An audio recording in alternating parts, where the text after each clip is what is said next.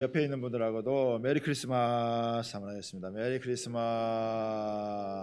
예, 예. 다시 한번 인사하겠습니다. 주의 은혜가 충만하길 바랍니다. 예, 예.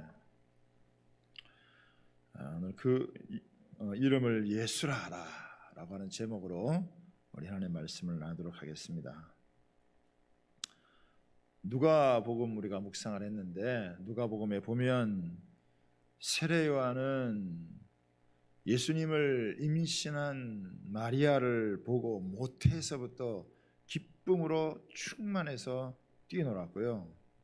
엘리사벳은 성령이 충만하여 마리아를 향하여서 크게 축복을 했고, 또 마리아는 비천한 자신을 돌아보신 주님을 생각하면서 찬양으로 하나님께 영광을 올려드렸습니다. 우리가 코로나 때문에 성탄을 맞이하는데 참 많은 제약이 있지만, 그럼에도 불구하고 우리 2020년 성탄을 맞이하는 우리 모든 성도들에게 기쁨과 또 축복과 찬양이 가득 넘치는 은혜가 있게 되기를 소원합니다.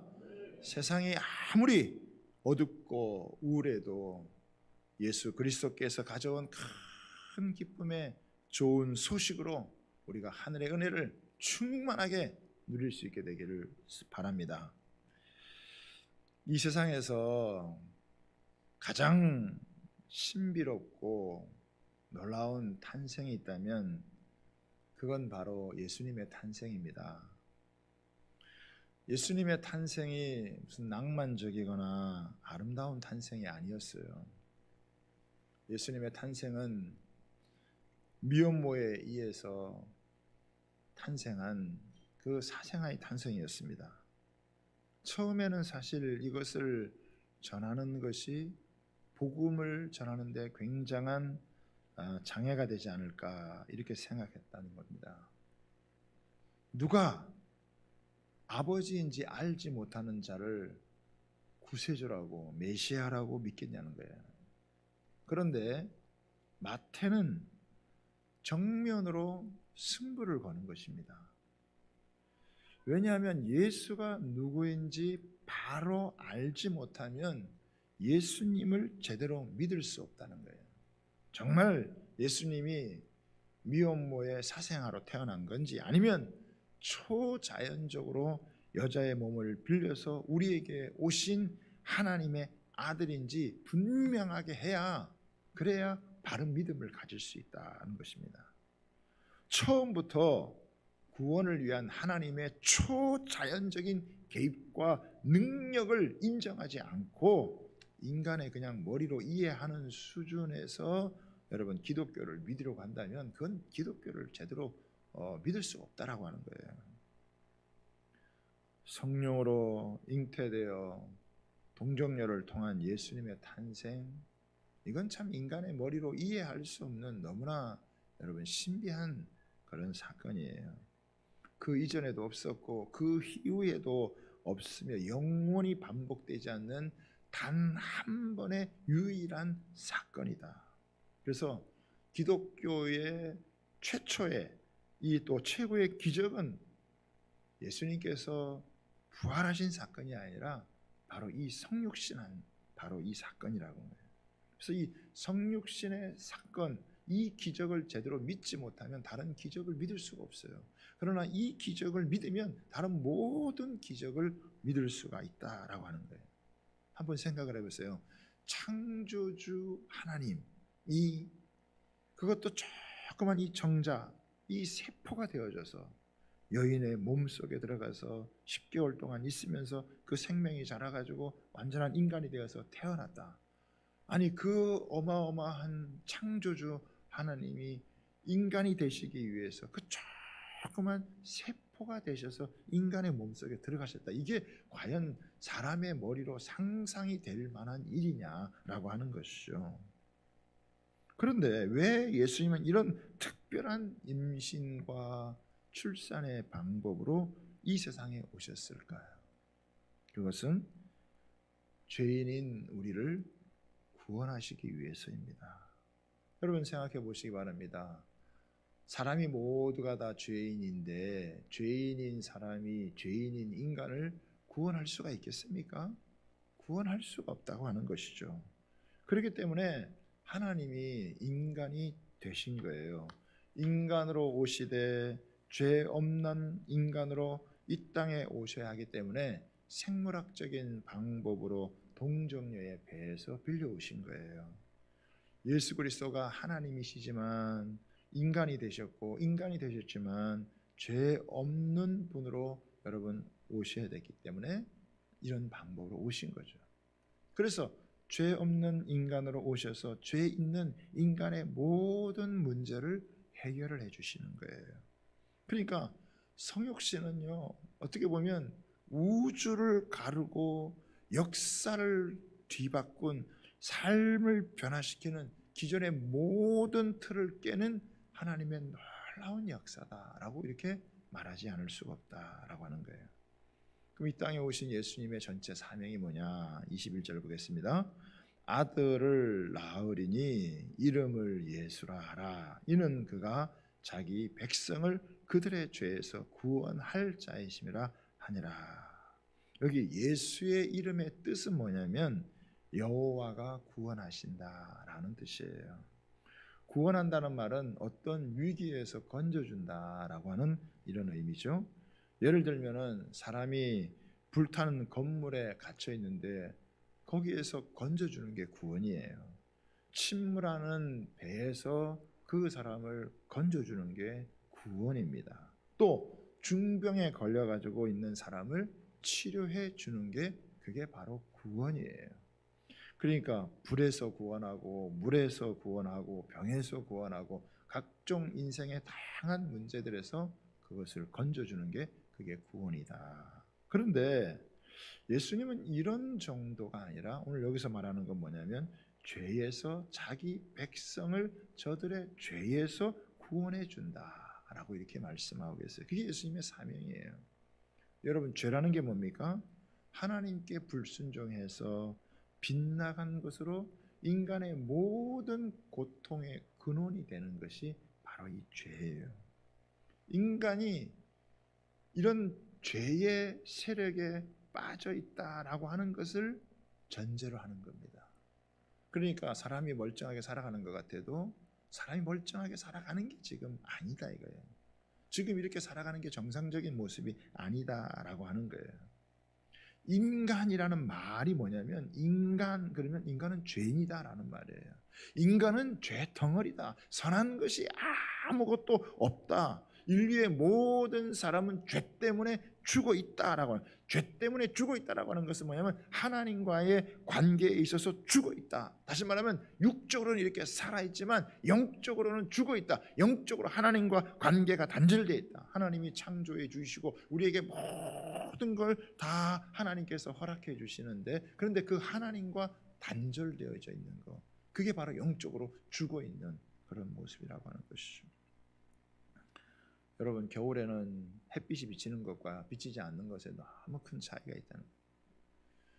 아무리 여러분 꽁꽁 얼어 있어도 햇빛이 쫙 비치면 녹아내리지만 햇빛이 비치지 않는 곳은 눈도 그대로 있고 그냥 꽁꽁 얼어 있는 거예요. 인간이 하나님의 은혜를 떠나서는 하나님을 떠나서는 꽁꽁 얼어붙어 있는 그런 모습과 같다라고 하는 것이죠. 사람들은 이게 얼마나 비참한지, 사람들은 이것이 얼마나 무서운지를 잘 여러분 모른다는 거예요. 죄의 삭은 사망인데 단순한 사망이 아니라 심판을 받아서 멸망을 당하는 거예요. 문제는 뭐냐면 인간이 이런 멸망의 자리에 있는데도 불구하고 자신이 멸망의 자리에 있다라고 하는 것을 깨닫지 못하는 것, 인식하지 못하는 게 이게 큰 문제라요. 사망으로 가기 전에 인간은 모든 것을 파괴당합니다. 육체를 파괴당하고 영혼을 파괴당하고 인간관계를 파괴당하고, 여러분 죄는 우리 자신의 정체성을 파괴해요. 죄는 병을 일으키고 영혼을 파괴하고 생명을 파괴하고 우리에 있는 모든 걸 사실 다 잃어버리게 만든다. 궁극적으로 이 죄는 모든 것을 파괴해서 우리를 멸망에 빠지게 하는 게 바로 이 죄의 역사다. 여러분, 요즘 우리 사회를 보면 어떻게 해요? 우리 사회는 중독 사회예요. 무서운 중독. 지금 이 살인 이런 것들도 얼마나 많이 자행되어지는지 몰라요. 요즘 영화들이나 드라마 보면은 무슨 좀비 영화가 많잖아요. 사람들이 이 뭔가에 이렇게 쉬어서 지금 정상적으로 살아가지 않고 있다는 것을 반영하는 거다라고 이야기를 하는. 범법 행위도 얼마나 많은지 알아요. 뭐 무식해서 몰라서 그런 게 아니에요. 멀쩡하게 똑똑하게 공직에 있는 사람들도 버젓이 부끄러운 줄 모르고, 옛날에는 동성애 같은 거 얼마나 이걸 부끄러워했어요. 수치로 생각했습니다. 이제는 당당하게 권리를 주장하는 이런 여러분 자리까지 나가게 됐다는 거예요. 제가 오늘 아침에 받은 뉴스인데 북한도 지금 살인이 많이 늘어나고 있다. 생활고가 겹치니까 이게 이제 이 국제사회에서 제재를 가하고 코로나 때문에 또 어려움을 겪으니까 이 생활고에 시달려 가지고 이 사람을 칼로 죽이고 이 뺏는 게 많다는 거예요. 특히 여자들, 이 남자들이 연약한 여자들을 강탈을 해나가는 이게 많다라고 하는 거죠. 이 세상이 지금 어떤 세상이냐라고 하는 것을 우리에게 보는 거예요. 지금 전 세계는 눈에 보이지 않는 코로나 바이러스 때문에 엄청난 고통을 겪고, 우리도 이 지금 예배 가운데 이런 어려움을 겪고 있잖아요. 여러분, 백신이 개발되고 이게 다 치료되기 전까지는 안심할 수도 없고 여러분 자유로울 수도 없는 거예요. 그러나 이것보다 훨씬 몇백 배, 몇천 배 더 무서운 게 뭐냐? 그게 바로 죄의 바이러스라는 거예요. 인간에게 죄의 문제가 해결되지 않는 이상 인간이 행복할 수 있느냐? 인간이 자유로울 수 있느냐? 인간이 평안할 수가 있느냐? 절대 그럴 수가 없다라고. 이 죄의 문제가 근본적으로 해결되지 않으면 인간의 행복이라고 하는 것은 영원히 요원한 것이다. 그래서 하나님은 자기 백성을 자기 죄에서 건져내기 위해서 이런 방법을 해서 오셨다라고 하는 거예요. 당시 유대 백성들은요, 로마의 이 정치적인 압제 가운데 있었기 때문에 정치적인 구원을 바랐어요. 정치적인 해방을 바랐어요. 그런데 그것보다 훨씬 더 무서운 이 죄의 세력이 우리 몸 안에 있다 이거예요.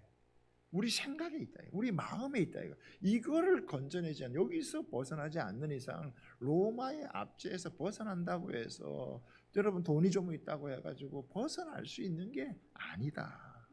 그래서 하나님의 아들이 이 땅에 오셔서 죄 가운데 여러분 있는 그 영혼들을 건져내서 하나님과 참된 관계를 누리고 회복하도록 하기 위해서 예수님이 오셨다.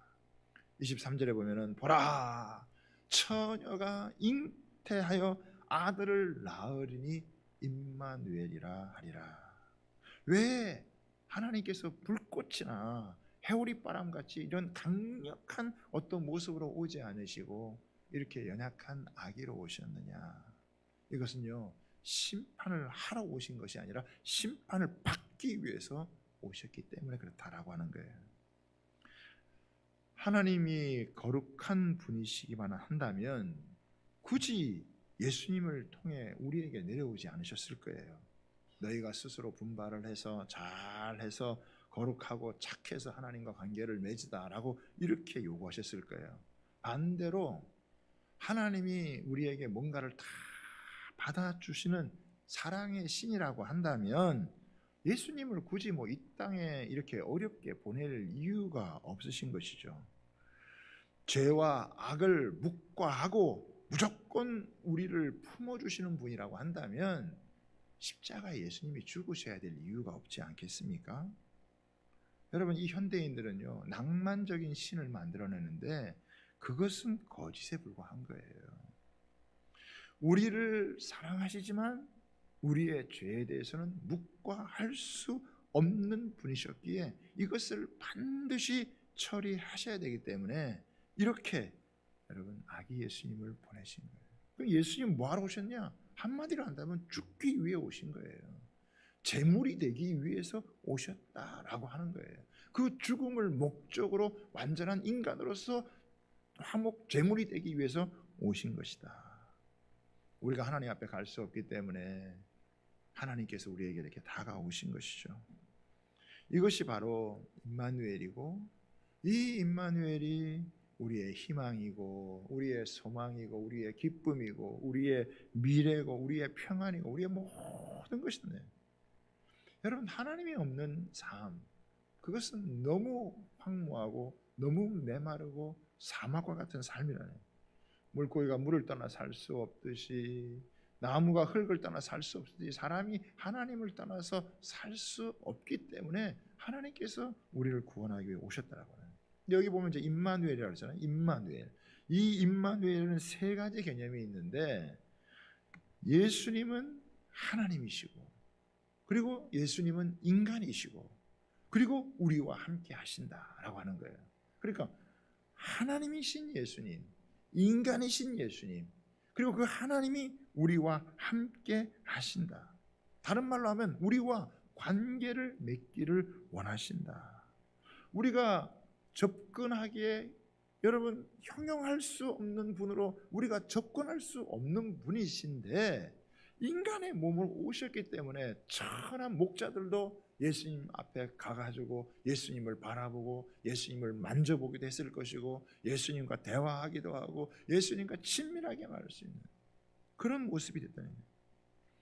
옛날 아브라함은 이 옹기가마 연기 가운데 하나님을 잠깐 뵙고, 이스라엘은 불기둥으로, 욥은 광풍 가운데 나타나셨어요. 모세는 그냥 등만 살짝 보여주셨는데, 여러분 예수님이 말씀이 육신이 되어 우리 가운데 오셨기 때문에 예수님하고 너무 가까이서 친밀하게, 심지어는 제자들이 같이 먹고 마시며 동고동락하면서 이렇게 여러분 친밀하게 볼 수 있는, 우리가 감히 접근할 수 없는 하나님을 우리가 이렇게 가까이서 느낄 수 있는 이런 기가 막힌 여러분 은혜가 있다라고 하는 거예요. 여러분 오늘 우리가 이사야서 35장을 여러분 묵상을 했는데요. 한번 여러분 성경을 한번 찾아보시면 좋을 것 같아요. 이사야 한 35장을 한번 여러분 찾아보세요. 이사야 35장에 보면 참 이 메시아가 오시면 어떤 일을 이루실 것인가에 대한 기가 막힌 표현이 있어요. 여기 보면 1절에 보면은 광야와 메마른 땅이 기뻐하고 사막이 백합과 같이 피어 즐거워하고, 여기 보면은 광야, 메마른 땅, 사막, 이거는 다 뭐냐면 물이 없어서 메말라 있는 곳이 아닙니까? 그런데 이게 그냥 여러분 자연의 현상만 얘기하는 것이 아니라 이것이 사람의 마음, 이 사회의 모습이라고 하는 거예요.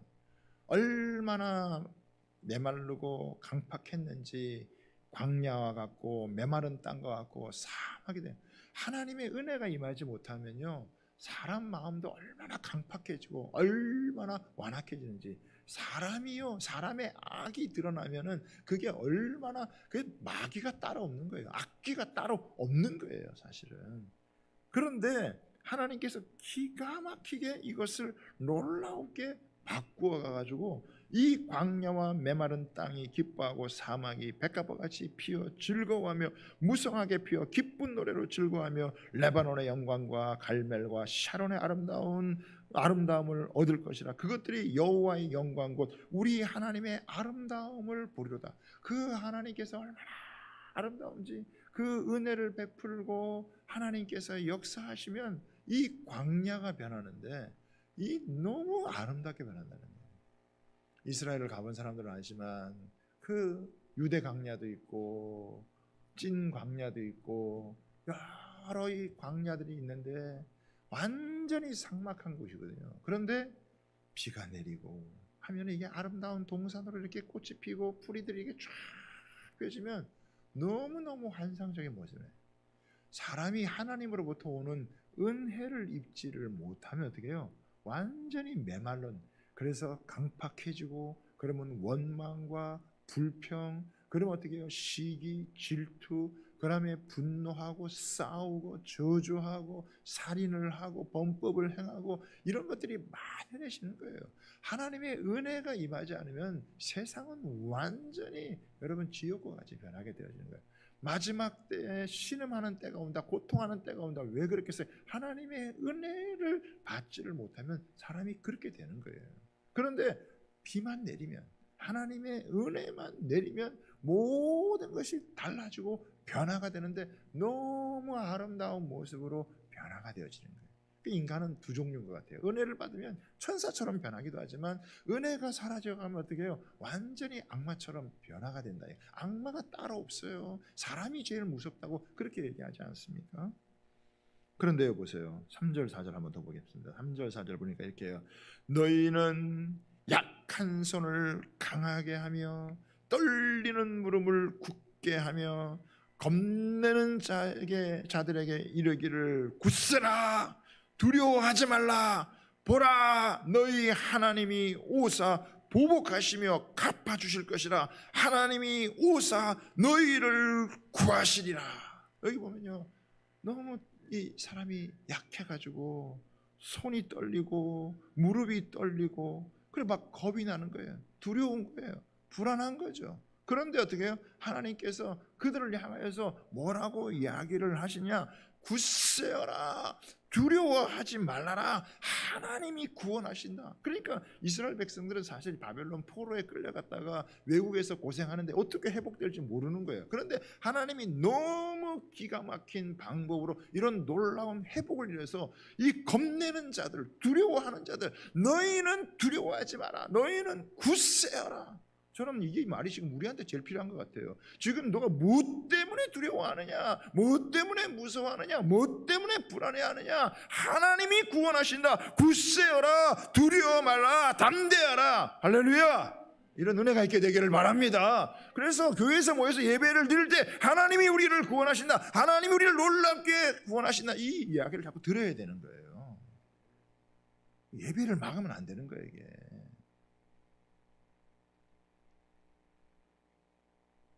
그런데요, 임마누엘이라고 하는 것은 이스라엘이 회복된 거하고는 더 비교할 수 없는 더 기가 막힌 하나님의 이 회복을 이야기를 하는 거잖아요. 그렇죠? 이스라엘 백성이 바벨론 포로에 끌려갔다 거기서 회복되는 것도 와, 이거 대단한 건데, 그런 정도가 아니라 인간 속에 깊이 박혀져서 죄가 이 모든 것을 망가뜨리는데 하나님께서 사람이 상상할 수 없는 방법으로 하나님께서 우리에게 오셔서 우리 속에 들어가셔서 성령이 우리 가운데 들어가셔서 우리 속에 있는 모든 죄를 제거하고 우리를 회복시켜서 우리 가운데 있는 탄식과 우리 가운데 있는 슬픔과 우리 가운데 있는 고통을 바꾸어서 기쁨이 되게 하고 찬양이 되게 하고 즐거움이 되게 하신다는 거예요. 자, 여기 한번 더 보세요. 마지막 절 한번 보세요. 10절 한번 더 보겠어요. 10절 한번 더 보면요, 30번 10절에 보면 이렇게 나와요. 한번 같이 한번 읽어볼까요? 시작. 여호와의 속량함을 받은 자들이 돌아오되 노래하며 시온에 이르러 그들의 머리 위에 영영한 희락을 띠고 기쁨과 즐거움을 얻으리니 슬픔과 탄식이 사라지리로다. 아멘. 하나님이 회복하시면 그들의 슬픔과 탄식이 사라지고 영영한 희락과 기쁨과 즐거움을 얻게 된다는 거예요. 할렐루야. 그래서 예수님이 큰 기쁨의 좋은 소식으로 우리에게 오셨다라고 하는 거예요. 아멘. 그래서 죄가 우리를 다 망치고 망가뜨리고 파괴하고 절망과 좌절로 이끌어가도 예수님이 어떻게 해요? 그것을 회복시키시는데 더 놀랍게 완전한 인간이 되어져서 우리를 위해서 화목제물이 되셔서 다시 살아나셔서 우리 죽을 우리 몸을 살리시고 우리를 회복하시는데 너무 놀랍게 회복을 하신다라고 하는 거예요. 예수님은 낮은 자의 모습으로 오셨잖아요. 그래서 우리가 어떻게 예수님을 깊이 만날 수 있냐면 사실은 낮은 자에 갈 때 그때 예수님을 깊이 만나요. 여러분, 높은 자리에 있으면 잘 못 만나요. 뭔가 이렇게 잘 될 때, 막 형통할 때, 모든 것들이 이렇게 잘 돌아가고 내가 막 인기를 얻고 부를 그때는 잘 못 만나요. 그런데 때로는 학교에 시험을 봐서 떨어지고 재수를 하고 하던 사업이 잘 안 되고 몸에 질병이 걸리고 인생에 문제가 생기고 그렇게 낮아지잖아요. 그러면 그때 이상하게 그 예수님을 가까이서 만날 수 있는 귀한 은혜를 얻게 되어지는 거예요. 그러면서 사람이 상상할 수 없는 임마누엘 하나님, 야, 어떻게 그 처녀가 아들을 낳아서 우리와 함께하는 하나님이신 것을 보여준다는 것은 그건 너무나 사람이 상상할 수 없는 그런 놀라운 방법인데 하나님이 그렇게 우리와 함께 해주신다는 거예요. 근데 그 임마누엘의 이름이 뭐냐? 그 임마누엘의 이름이 바로 예수다라고 하는 거예요. 여러분, 이 예수님의 이름에는요 뭐가 담겨져 있냐면 우리 죄를 위해서 우리의 모든 죄를 다 담당하시는 예수님의 고통이 그 이름 안에 담겨져 있어요. 그 예수님이 그 고통을 짊어지고 십자가를 감당하셔서 우리를 구원하실 그 구원에 대한 것이 바로 이 예수님이라고 하는 이름에 담겨져 있어요. 그리고 그 우리에게 죄를 용서하고 사하고 제거해서 우리에게 보여줄 하나님의 영광의 이름이 바로 이 예수라는 이름에 담겨져 있어요. 잃어버린 모든 영혼을 찾고자 하는 하나님의 마음이 바로 이 예수라고 하는 이름에 담겨져 있다. 이 이름에는요 하나님의 창조의 능력이 담겨져 있고 하나님의 사랑이 담겨져 있고 하나님의 용서가 담겨져 있는 단어가 바로 예수예요. 이 예수의 이름에는 이런 많은 것들이 함축되어져 있어요.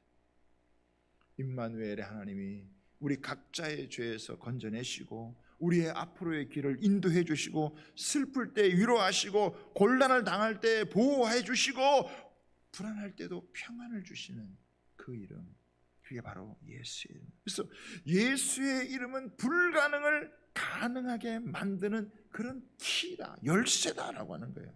그래서 우리 그리스도인들은 우리가 예수님을 믿는 사람이 됐다, 그리스도인이 됐다라고 하는 것은 우리가 예수의 이름을 부르는 자들이었다는 거예요. 그런데 이 예수의 이름을 우리는 가장 많이 부르는 그런 사람이 되는 거예요. 우리가 가장 많이 부르는 이름이 뭐냐? 바로 예수의 이름이에요. 불러도 좋은 이름 예수.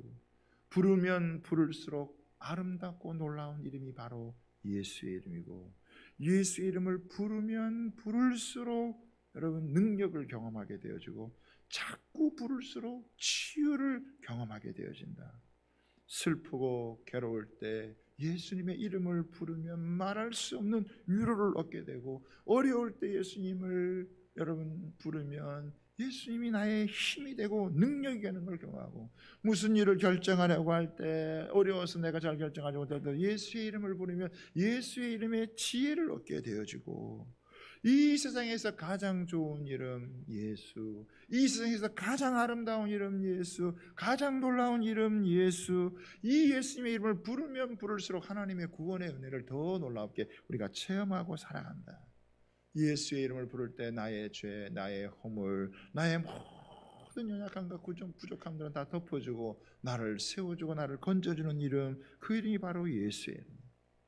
예수의 이름은 환난 중에 위로가 되고 예수의 이름은 불가능을 가능케 하는 이름이고 1000번을 부르고 10,000번을 불러도 좋은 이름, 바로 그분이 예수라.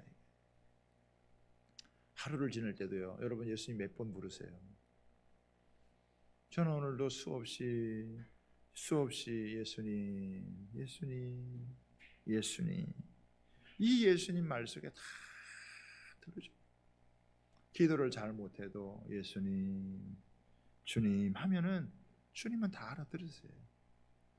그래서 어떤 데는 100번도 부르고 1000번도 부르고 심지어는 몇천 번도 부르면서 계속 살면서 예수의 이름을 부르는 거예요. 아침에 일어나서도 예수님을 부르고 생활하면서도 예수의 이름을 부르고 저녁에 잘 때도 예수의 이름을 부르고 마음이 불편할 때도 예수의 이름을 부르고 뭔가 답답함을 느낄 때도 예수님의 이름을 부르고 여러분 이 예수의 이름을 왜? 그 예수의 이름은 구원의 이름이기 때문에, 예수의 이름은 치료의 이름이기 때문에, 예수의 이름은 생명의 이름이기 때문에, 예수의 이름은 우리에게 한없는 은혜를 가져다 주는 그 이름이기 때문에 하나님의 모든 축복이 담겨져 있는 이름이 뭐냐? 바로 예수와 여호수아, 예수와, 여러분 그 예수의 이름. 그래서 이 예수의 이름을 우리가 그렇게 사모하며 부르는 거예요. 그 하나님께서 그 이름을, 그 아들을, 처녀가 아들을 낳으니 그 이름을 예수라 하라. 우리가 뭐 기도를 잘못해도 괜찮아요. 뭐 내가 잘 못해도 괜찮아요. 그럴 때마다 어떻게 해요? 예수님을 의지하는 예수의 이름을 부르는 거예요. 예수의 이름을 부르는 이름이 축복된 여러분 입술인 줄 믿으시기를 바랍니다.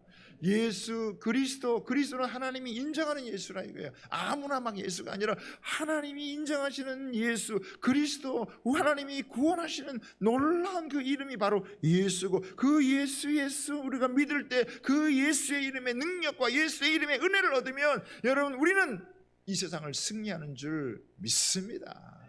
예수님은 모든 시련과 모든 고난을 다 이기셨어요. 예수의 이름은요, 모든 걸 이기는 승리의 이름입니다. 너희가 환난을 당하나 담대하라, 내가 세상을 이기었노라. 할렐루야.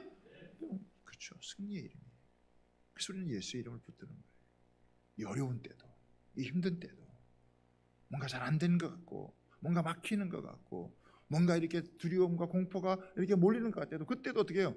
예수님의 이름은 부르면 그 예수님의 이름은 생명이에요. 예수님의 이름은 그 속에서 우리에게 드러나는 놀라운 능력이에요. 예수님의 이름을 부를 때마다 너무나 놀라운 위로가 있고, 사망의 음침한 건짜기를 걸을 때라도 내가 그쪽에서 예수의 이름을 부르면 우리를 쉴 만한 물가로 푸른 초장으로 여러분 우리를 이끌어 주시는, 원수의 상 앞에서 우리에게 상을 베풀어 주시는 그 이름이 예수의 이름인 줄 믿으시기를 바랍니다. 그러니까요, 한 번도 한순간도 놓칠 수 없이 우리가 부를 수 있는 이름, 불러야 되는 이름, 그 이름이 바로 예수다. 예수님 부를 때 얼마나 좋은지, 예수님 부를 때 얼마나 이걸 감사한지.